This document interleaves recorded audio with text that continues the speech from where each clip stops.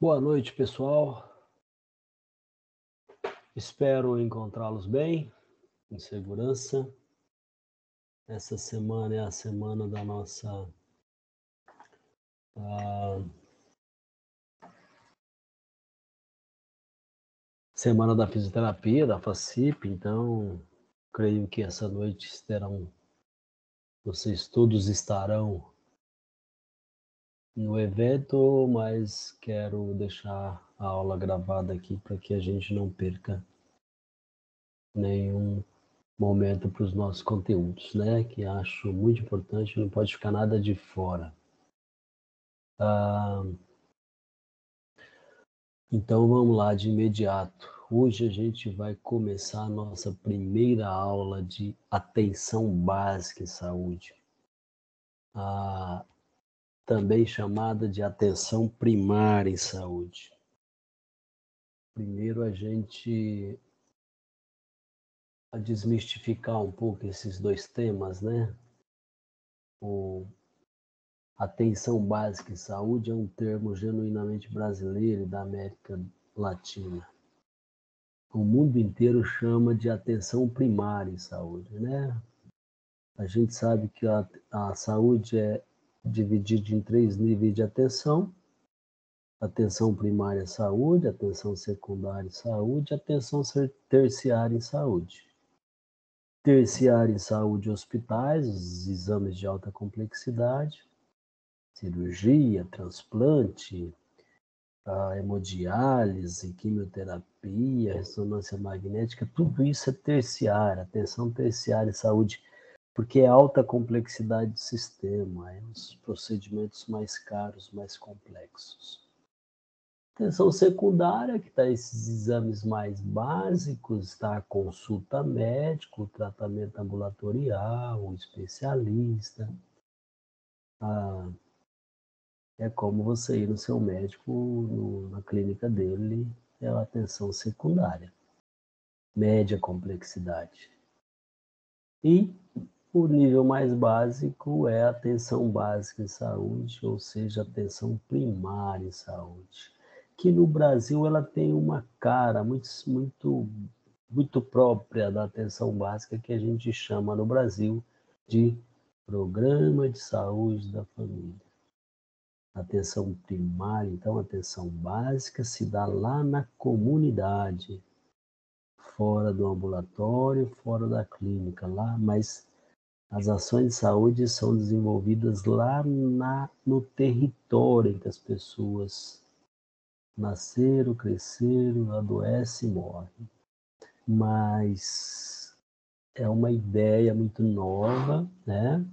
Mas a ideia é antiga, mas a prática é nova, sobretudo na nossa profissão, em que a saúde tem que ser levada lá para o espaço comunitário, lá para o bairro, para a comunidade, numa lógica de antever esse momento da pessoa chegar doente na clínica, no hospital. Então, na atenção terciária e secundária, os profissionais ficam nas suas unidades de saúde esperando o paciente chegar. Só quem chega lá é quem já está doente. A pessoa sabe que está doente depois que os sintomas apareceram. Mas a gente já estudou e sabe que os sintomas começam muito antes. Aliás, a doença começa muito antes dos sintomas. A doença tem uma fase pré-patológica, que é o momento em que a pessoa não está doente, mas está exposto a fatores de risco que levam ao adoecimento. E se esses fatores de risco não forem eliminados da vida dela, inevitavelmente ela vai ficar doente. E depois que a doença instalou, leva um tempo até chegar aos primeiros sintomas, e só depois que chegam esses primeiros sintomas a pessoa fala: opa, eu preciso de assistência em saúde, corre para buscar ajuda. Aonde? Num ambulatório, numa clínica, num consultório, num hospital, num pronto-socorro, no centro de especialidade médica, mas nos ambulatórios e nos hospitais.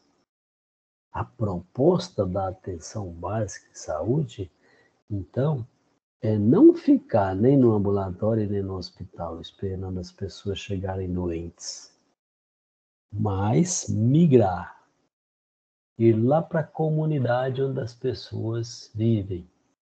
E lá elas estão expostas a fatores de riscos, que, como eu falei, se não for eliminada, é questão de tempo para adoecer. Mas se a gente chegou lá e identificar os fatores de risco, a gente pode, então, minimizar, atenuar, eliminar esses fatores de risco da vida dela e ela não fica doente. É o que a gente chama de promoção de saúde e prevenção de agravos. Promoção de saúde e prevenção de agravos. O que é essa prevenção de agravos? É uma pessoa que já está doente, mas que não vai agravar aquela doença, vai controlar, vai administrar ali na comunidade para que ela não fique doente. Aliás, ela já está doente, mas não agudiza a doença, ela não vai precisar de amparo médico, se ela administrar certinho, se ela gerenciar certinho essa doença com a ajuda da equipe, né? Vamos imaginar uma diabética idosa que faz sua dieta, a privação de açúcar, faz atividade física, controla o colesterol, elimina o tabagismo, o etilismo, né? E ela, né, se for diabetes tipo 2, toma insulina diariamente. Ou tipo 1 toma o medicamento diariamente, controladinho, e pronto. Ela passa a vida inteira ali naquela comunidade sem precisar de assistência médica para doente agudo que está com problema grave ali, que precisa de intervenção imediata, né? Apesar dela ter uma diabetes, ela vai morrer de outras coisas, porque a diabetes ela controlou certinho com a ajuda da equipe que está ali na comunidade com ela. A ideia da atenção básica é essa, então. E como eu falei, no Brasil, diferente de outros países, a gente tem o Programa de Saúde da Família, que é o programa que nem se chama programa, a gente vai falar disso. Hoje já é estratégia, porque ele não acaba nunca mais, mas vai ter ali o PSF. Esse é o momento oportuno para falar de fisioterapia no PSF, porque na semana passada nosso presidente sancionou a lei que inclui o profissional fisioterapeuta na atenção básica de saúde, tá? Não existia até então e ele sancionou a lei. Agora existe fisioterapia no PSF. Existe quase 70 mil equipes de saúde da família no Brasil. Existe quase 70 mil equipes de saúde, programa de saúde da família no Brasil. Eu estou falando de 70 postos de trabalho para profissional fisioterapeuta no Brasil. Isso dá quase 1/3 dos profissionais do Brasil.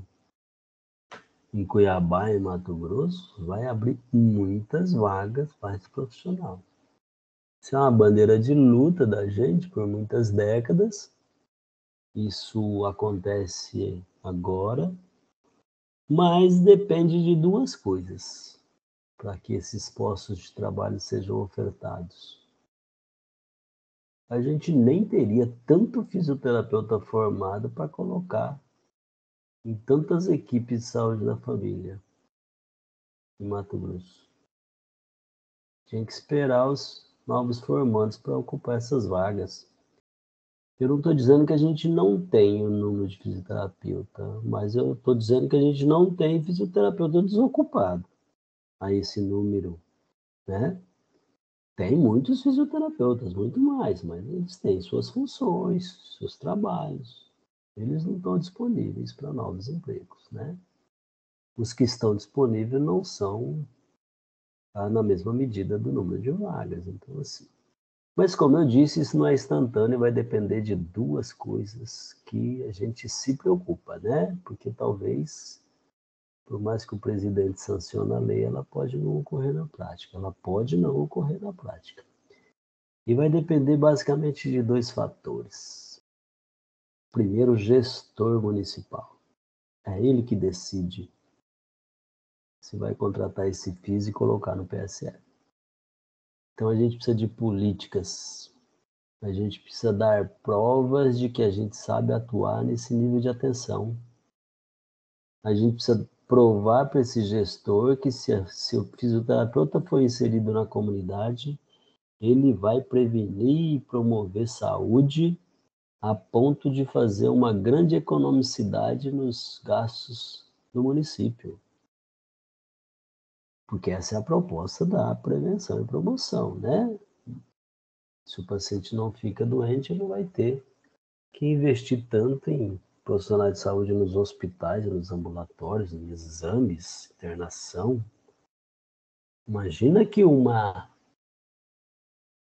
diabética não controlou a pressão, entrou em coma cetônico, a diabetes da glicemia foi lá para 600, entrou em coma cetônico, precisa de UTI. Cada dia de UTI é de 7 mil a 12 mil reais. Cada dia. Para cada paciente. Imagina ela ficar 40 dias lá internada para conter esse surto de coma cetônico. Por outro lado, você pode ter um profissional na atenção básica que, junto com ela, acompanha, admite a insulina, acompanha a atividade física, faz exercícios para queima de glicose na corrente sanguínea, controla o estresse, elimina o tabagismo, etilismo, e essa pessoa nunca vai precisar de uma UTI de 12 mil reais. Tá certo? Então, assim, primeira coisa, o gestor vai querer inserir esse fisioterapeuta? Precisamos de muitos projetos, de muito convencimento. Segunda pergunta, o fisioterapeuta tem competência, habilidade para atuar nesse cenário de prática? A faculdade desenvolveu essa competência, essa habilidade? Quando inserir os primeiros, eles vão mostrar resultados? Eles vão convencer o Brasil de que essa inserção é importante, tem que continuar? Ou do contrário, vai inserir, as primeiras experiências serão desastrosas a ponto de mudar a lei porque descobre que ela não foi efetiva? Saberemos fazer fisioterapia no espaço comunitário? Lá a gente não tem o recurso do ondas curtas, do ultrassom, do laser, da eletrotermoterapia. Lá nós temos a mão e a inteligência. E que esses dois recursos a gente tem que prevenir e promover saúde. Será que daremos conta? Essa é a grande questão, tá? Então, assim, eu considero essa uma das principais e mais densas aulas da gente. Porque o momento é oportuno e porque o PSF é a grande estratégia de consolidação do SUS. A gente vive gritando que o SUS não se consolidou ainda. E realmente não, ainda tem muita gente na fila, ainda tem muitos problemas, ainda tem subfinanciamento, a gente precisa de mais dinheiro no SUS, a gente precisa de bons gestores, a gente precisa de humanização da assistência, tem muitos problemas no SUS, ele não se consolidou ainda. Mas os grandes especialistas falam que a estratégia de saúde da família, a atenção básica, será a via pela qual vai se consolidar o SUS. Essa é a nossa última chance de fazer um SUS verdadeiro, de fazer um SUS que funcione. Professor, e que poder que tem essa atenção básica para consolidar o SUS? A resposta é: 85% dos problemas de saúde se resolvem na atenção básica. Estou dizendo que 85% dos problemas de saúde se resolvem lá na comunidade, sem precisar de hospital, de ambulatório, de exames. Lá naquele postinho, aquele centro de saúde, aquela unidade básica de saúde que fica lá na periferia. Ali se resolve 85%. Não tem um raio-x, não tem um exame sofisticado, não interna ninguém. Tem uma equipe bastante reduzida, por isso que está inserindo mais profissionais agora, a exemplo da fisioterapia. E ainda assim, com equipe reduzida, sem exames, sem recursos, se resolve 85% dos problemas de saúde do indivíduo. Você imagina o potencial que tem essa atenção básica para resolver nossos problemas. Isso é novo? Não. A gente já estudou isso quando a gente estudou Reforma Sanitária Brasileira, que a gente falava da Conferência de Alma-Ata. Em 1978, a conclusão de Alma-Ata era essa: enquanto os povos do mundo não concentrar esforços, dinheiro, pesquisa, profissionais de saúde, na atenção básica, não no hospital, no ambulatório, mas na atenção básica, os problemas de saúde não se resolveriam. Isso foi dito em 1978, numa cidade chamada Alma-Ata, que fez uma conferência, a primeira conferência de promoção de saúde. E de lá para cá, os modelos de saúde vêm tentando fortalecer esse primeiro nível de atenção, que é a atenção básica. Por que o primeiro nível, gente? Primária, secundária e terciária. Primária é a atenção básica, primeiro nível da assistência. Ok?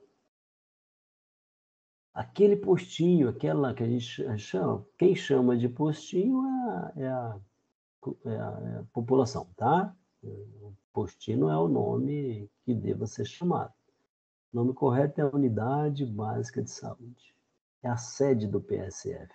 É a casa onde a equipe do PSF trabalha.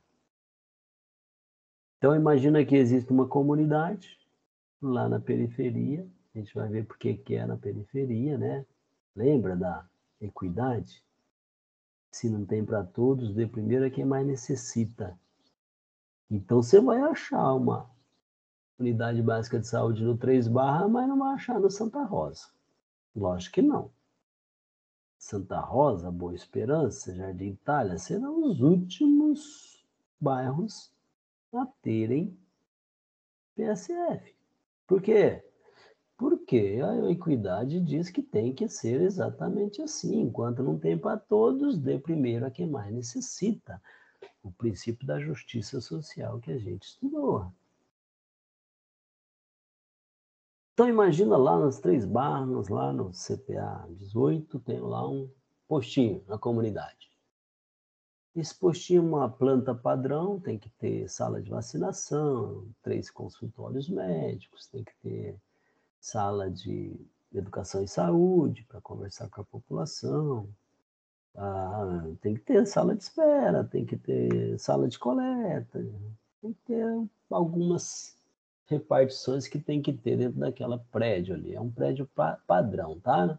Tem que ser construído, não vai ali. Você pode até alugar uma casa e montar um PSF lá de forma provisória, mas o fato é que você vai ter que construir dentro do padrão estabelecido. E lá você coloca um médico, um enfermeiro, 2 técnicos de enfermagem, um odontólogo e 6 agentes comunitários de saúde. Essa é a equipe mínima. Agora, então, mais o fisioterapeuta. Imagina que ali as pessoas vão, na porta da casa delas, ter acesso ao médico. Imagina que ele passa pelo médico, o médico faz o diagnóstico e receita o remédio. Dentro da unidade básica de saúde tem uma farmácia básica, onde tem vários remédios. Ela sai da sala do médico, já pega o remédio ali na farmácia dentro da própria unidade. Tem um agente comunitário de saúde que vai na casa dela, ver se ela está tomando o remédio. Tem um fisioterapeuta agora que vai levar ela para uma atividade física aeróbica, uma caminhada 3 vezes por semana, reuniões de grupos de orientação, podemos fazer grupos de diabéticos, grupos de hipertensos, grupos de idosos, grupos de gestantes, e se encontrar uma vez por semana. Para quê? Para orientação, para fazer educação em saúde.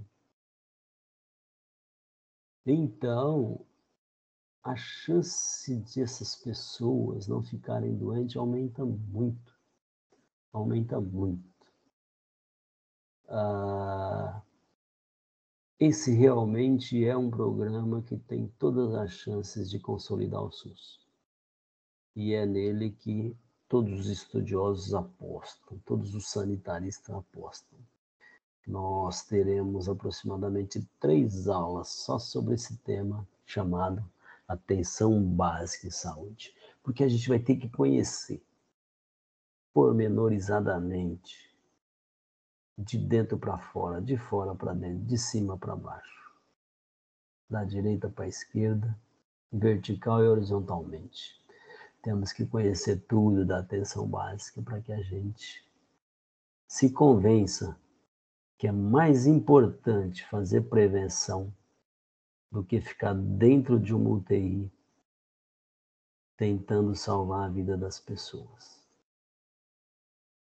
Quando eu digo isso, eu não estou menosprezando o fisioterapeuta da UTI. Jamais. Inclusive, eu sou um. Mas eu sei que a gente fica ali na fase mais tardia do adoecimento, num paciente terminal, uma chance de óbito altíssima, e quando ela se salva, salva cheio de sequelas. E quando você está tentando ardilosamente salvar aquela vida, você pensa, e se eu tivesse lá na comunidade antes dela adoecer? Se eu dissesse para ela que ela tinha hipertensão, que ela tinha que fazer dieta hipossódica, que ela tinha que cortar o sal, fazer atividade física, parar de fumar, e se eu tivesse conseguido isso na vida dela, ela não estaria aqui? Mas estando aqui, o que eu posso fazer agora? Fisioterapia intensiva, né? As chances diminuíram muito. Então, para o paciente, não estou falando para o profissional, para o paciente, a atenção primária é o espaço privilegiado para fazer prevenção e promoção de saúde e não ficar atuando só no último estágio, né? Vocês vão perceber que nos bairros que não tem PSF, porque não tem cobertura 100% do território mato-grossense. A gente deve estar com 60%, 68% de cobertura. Muitos bairros em Cuiabá não tem PSF. E o que acontece quando não tem? As pessoas ficam lá submetidas a vários fatores de risco, adoecem, e aí quando sintomatiza, corre para o pronto-socorro, e aí aquela internação, aquele risco louco, né?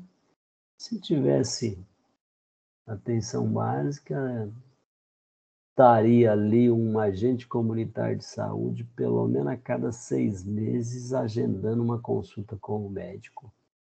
6 em 6 meses você tem um check-up médico para ver se tem alguma doença já se instalando. Isso é para as pessoas sadias. As pessoas que já têm doença, vai todo mês ao médico ali mesmo no bairro, vai controlando. Ok, gente? Então vamos lá entender um pouquinho o que é essa atenção básica em saúde. Aspectos fundantes. Por que se pensou nesse nível de atenção? Por que se pensou em atenção primária? Por que se pensou em atenção básica em saúde? Primeiro que a gente tinha como a gente estudou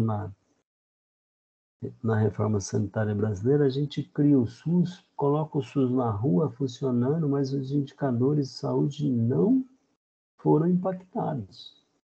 Os hospitais continuaram lotados, né? Do dia para a noite incluiu muito doente no sistema, não tinha hospital para todo mundo, muita gente nos corredores e muita gente morrendo por falta de acesso, né? Só em 91 que a gente cria um programa chamado Programa de Agente Comunitário de Saúde. Não tinha PSF. Estou falando em 1991. Foi a primeira estratégia para inserir saúde no espaço comunitário, com o Programa de Agente Comunitário de Saúde, o PACS.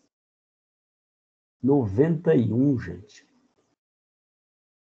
Isso impactou tanto os indicadores de saúde, sobretudo no Nordeste brasileiro, que a mortalidade infantil era altíssima. E quando você colocou um agente comunitário na comunidade, já diminuiu muito a mortalidade infantil. E quem é essa figura? Quem é esse agente comunitário de saúde? Gente, para ser um agente comunitário de saúde só tem um critério. Ele não tem que ser nível superior, ele não tem que entender de saúde, ele não tem que ser formado em nada. Ele tem que ter segundo grau para saber interpretar a leitura. Ele não tem que saber mensurar uma pressão arterial, nada. Ele não tem que saber nada. O único critério para se concorrer ao posto é que ele seja morador. Só pode ser agente comunitário de saúde a pessoa que mora naquele bairro em que vai ser implantado o programa. Tem que ser morador. Aí por que, professor? Porque é ele aos olhos. Ele que conhece tudo. As pessoas são vizinhos dele. Ele é responsável por 700 pessoas. Vamos imaginar aí umas 120 famílias. Ele conhece todo mundo. Quem deu à luz, quem é neto, quem é avô, quem tem diabetes, quem é idoso, quem tem tuberculose, quem bebe até cair na rua, quem usa droga. Ela sabe onde é a boca de fumo, sabe onde é a igreja do bairro, sabe onde tem um campo de futebol, sabe onde tem esgoto a céu aberto, sabe tudo porque ela mora no bairro. A agente ou o agente comunitário de saúde mora no bairro e sabe tudo daquele bairro. Só colocando esse agente transitando ali naquela comunidade já reduziu assustadoramente os indicadores de mortalidade e adoecimento no Brasil em 1991. Isso deu tão certo que 3 anos depois a gente implantou o Programa de Saúde da Família, PSF, e incluiu esses agentes. O PACS só tinha um profissional, o agente comunitário de saúde. O PSF não, como eu falei, um médico, enfermeiro, 2 técnicos de enfermagem e 6 agentes comunitários. Então pegou esses agentes comunitários e incluiu mais profissionais para trabalhar com ele e construiu uma casa que não tinha. E chamou de unidade básica de saúde, que eles chamam de postinho. E por que eles chamam de postinho? É um apelido que eles dão. Porque ele chega lá e fala, eu quero um raio-x. Não, aqui não tem. Eu quero um especialista para ver minha coluna. Não, aqui não tem especialista.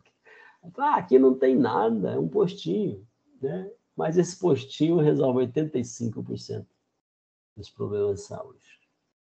Tá certo? E é programa de saúde da família, não é do indivíduo, é da família, para cuidar da família toda. Tá certo? Então, final dos anos 80, uma crise da saúde, muitas doenças recrudescendo, e a gente então implanta esse programa que dá resultado demais. Recrudescência de doença é aquelas doenças que estavam partindo para a erradicação e de repente voltam. Tuberculose foi uma, doença de Chagas foi outra. Essas doenças estavam sumindo, estavam sendo erradicadas. E de repente volta um monte, né?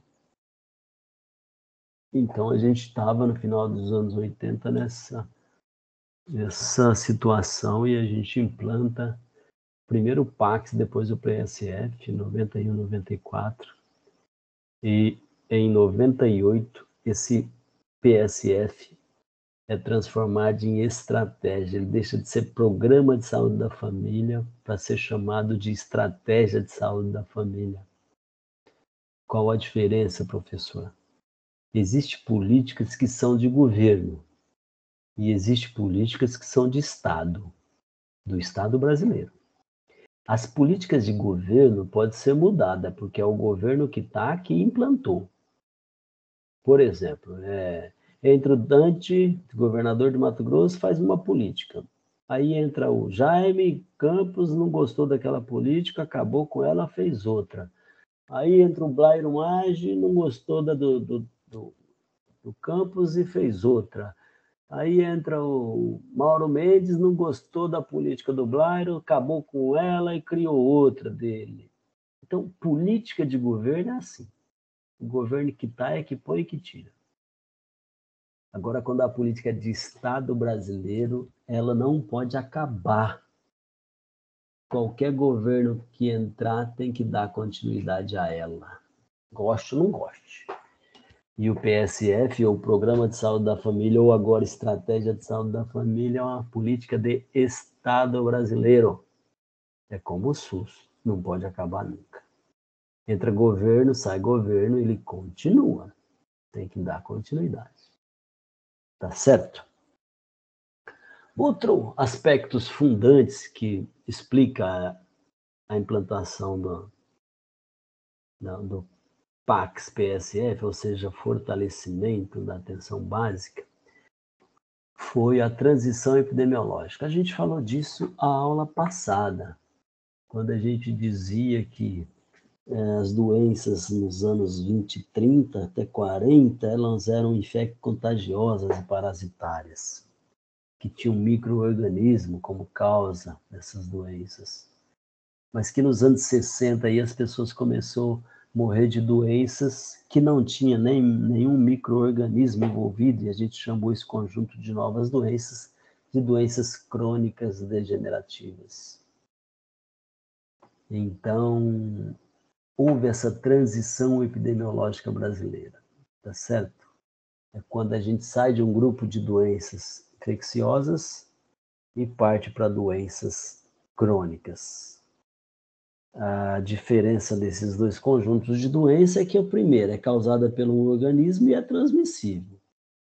É exemplo da Covid aí, da pandemia, né? E a segunda é uma doença que não tem nenhum micro-organismo envolvido como causa e também não é transmissível. Vamos falar da diabetes, da hipertensão, do câncer. Essas doenças não têm causa viral, bacteriológica. Essas doenças são em função de maus hábitos de vida, né? Se uma pessoa tem o hábito de comer dieta hipersódica, muito sal na comida, a questão de tempo ela vai desenvolver pressão alta, hipertensão arterial.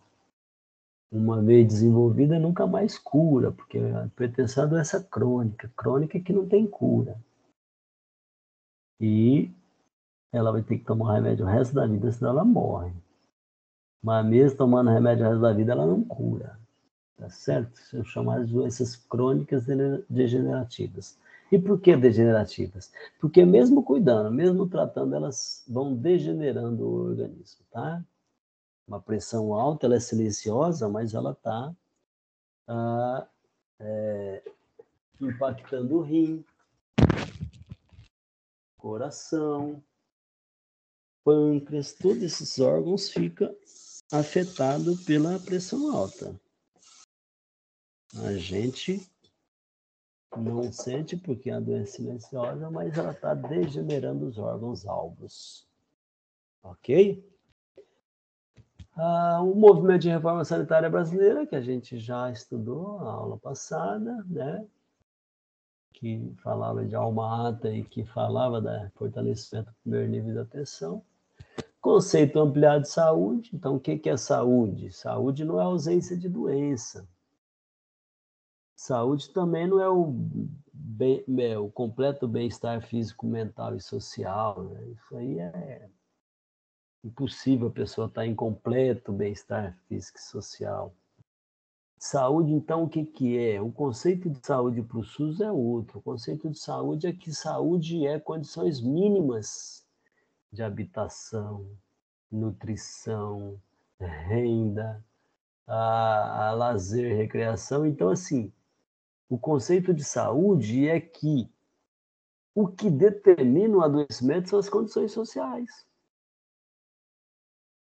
Nas camadas mais pobres, as doenças se distribuem com mais força, e sempre assim, quanto mais pobre, mais doente. É questão de pesquisa científica, tá? Não tenha dúvida disso.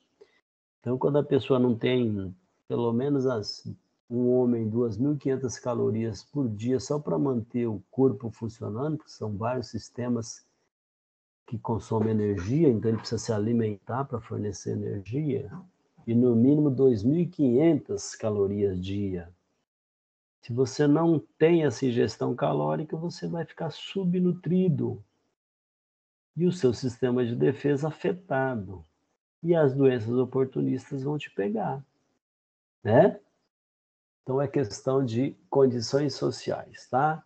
Se a gente fala que o problema de maus hábitos de vida leva à hipertensão arterial, então a gente pensa no modelo, num programa que leva o profissional lá na comunidade para lidar com esses maus hábitos de vida, na lógica de eliminar esses hábitos para a prevenção das doenças. Essa que é a lógica, tá? Esse atenção básica, como eu falei, é o novo modelo de atenção de saúde no Brasil. O fisioterapeuta tem que se preparar para atuar nesse nível, porque é aí que está a empregabilidade da nossa mão de obra, da nossa força de trabalho, né? E a territorialização em saúde em rede. Então, saúde no território. Só sai da comunidade, só sai do território quando precisa de uma ação de saúde que não tem ali. Um exame de alta complexidade, uma internação, né? Uma quimioterapia, né? Uma hemodiálise, aí sai. Vai, desloca do bairro para essas unidades. E depois?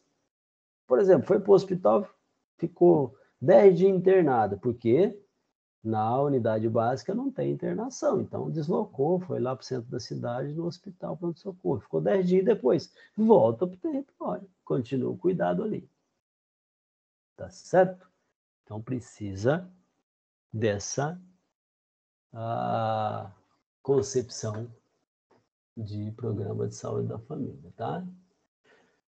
Como eu falei aqui, na perspectiva histórica, como é que se criou essa atenção básica, né? Em 91, o Programa de Agente Comunitário de Saúde, PACS.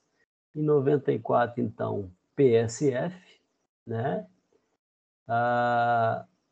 Que mais tarde se torna Estratégia de Saúde da Família. Então, é errado falar PSF. A gente ainda fala porque costumou, né? A gente chama isso de termo consagrado pela terminologia, de tanto repetir, a gente não consegue falar diferente, né? Então a gente ainda fala PSF, Programa de Saúde da Família, mas não é o correto. O correto é ESF, Estratégia de Saúde da Família. Ok? 2008 se implanta o NASF, que é uma nova modalidade que a gente vai ter uma aula só de NASF, né? Que é Núcleo de Apoio à Saúde da Família.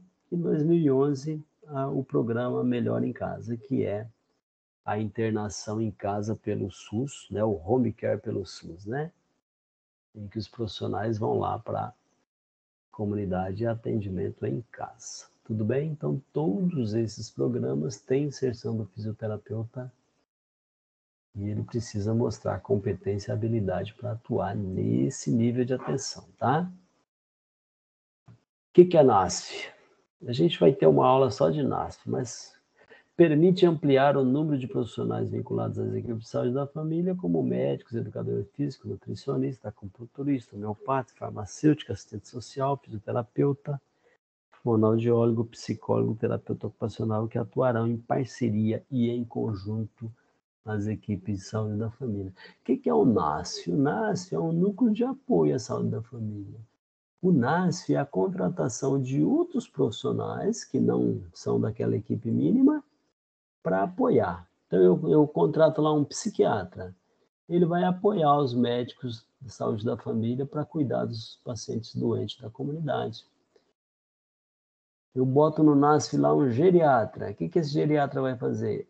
Assessorar os médicos de saúde da família para cuidar dos idosos, né? Que é a especialidade dele. Esse médico de saúde da família é um médico generalista, gente. Ele não precisa ser especialista, né? E precisa ser assim mesmo. Especialista só tem olho para especialidade. E o generalista tem a capacidade de ver o paciente como um todo, tá?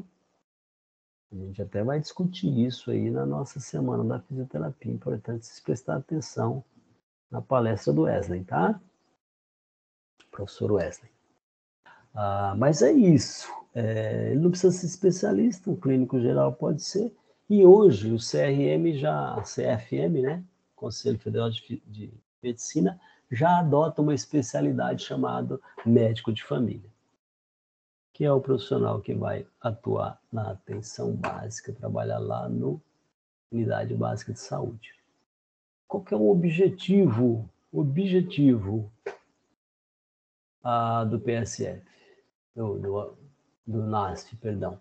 Melhorar a capacidade de respostas da equipe de saúde, da estratégia de saúde da família aos problemas de saúde da população, composto por uma equipe multiprofissional, tá? O qual o fisioterapeuta pode ser integrante. Hoje a gente está na equipe do PSF, mas há 3 semanas atrás não estava, a gente entrava na atenção básica via NASF, tá? Então, a gente passou a integrar a equipe de saúde da família não NASF e ampliar a oferta de saúde na rede de serviço, assim como a resolutividade, a abrangência e alvo das ações. É claro que se eu juntar mais profissionais, se eu juntar mais 5 novos profissionais, consigo dar mais acesso à saúde e resolver mais os problemas de saúde. Ok, galera? A gente vai interromper aqui em função da semana da fisioterapia. A ordem é que não seja muito conteúdo nessa aula, porque vocês vão acumular lá e cá, tá? Beijo no coração, boa semana e a gente volta com esse assunto na aula que vem. Beijo a todos.